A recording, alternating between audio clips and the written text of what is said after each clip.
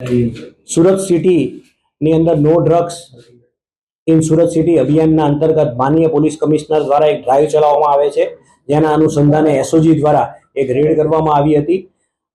એમાં અમારી જોડે એવી એક ચોક્કસ માહિતી હતી કે અડાજણના હની પાર્કની બાજુમાં આવેલ સાંઈરામ રો હાઉસની અંદર રહેતા આગમ ઉત્તમ પટેલ કરીને એક છોકરો છે, જેણે સૌરવ કરીને એક છોકરો છે, સૌરવ ચૌહાણ, એની પાસે હાઇબ્રિડ ગાંજો મંગાવેલો હતો.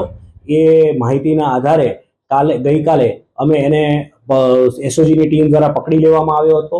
એની જોડેથી 374 ગ્રામ યાની કે 13,09,000નો મુદ્દામાલ, એક એક્સેસ મોબાઈલ ફોન, વજન કાંટો, આવું બધું બરામદ કરવામાં આવ્યું હતું.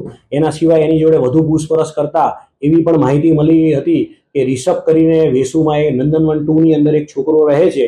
એ આ લોકોને બધાને છોકરાઓને રાખી અને જે લોકોને આવા ગાંજાની કે કંઈ પણ જરૂરિયાત હોય ત્યાં આ સપ્લાય કરતો હતો. આરોપીઓ કઈ રીતે મળીને કામ કરતા હતા? મેન આરોપી શું કરે છે, ક્યાંથી લાવે? મેન આરોપી રિષભ મહનોત કરીને જે છે એ નંદનવન 2 વેસુ ખાતે રહે છે અને એ જ આ જે અત્યારે આપણે જે સૌરવ નરેશકુમાર ચૌહાણને જે પકડ્યો છે એના ઘરે જ રહેતો હતો અને ત્યાંથી જ ડિલિવરી થતી હતી. આ જે રિષભ છે એના મોબાઈલની એની અમે તપાસ કરી આ સૌરવના મોબાઈલમાંથી, તો એની અંદરથી થાઈલેન્ડના મોબાઈલ નંબર મળી આવ્યા છે અને થાઈલેન્ડથી જ આ પાર્સલ દ્વારા આ હાઇબ્રિડ ગાંજો મંગાવી અહીંયા બધાને વેચતો હતો.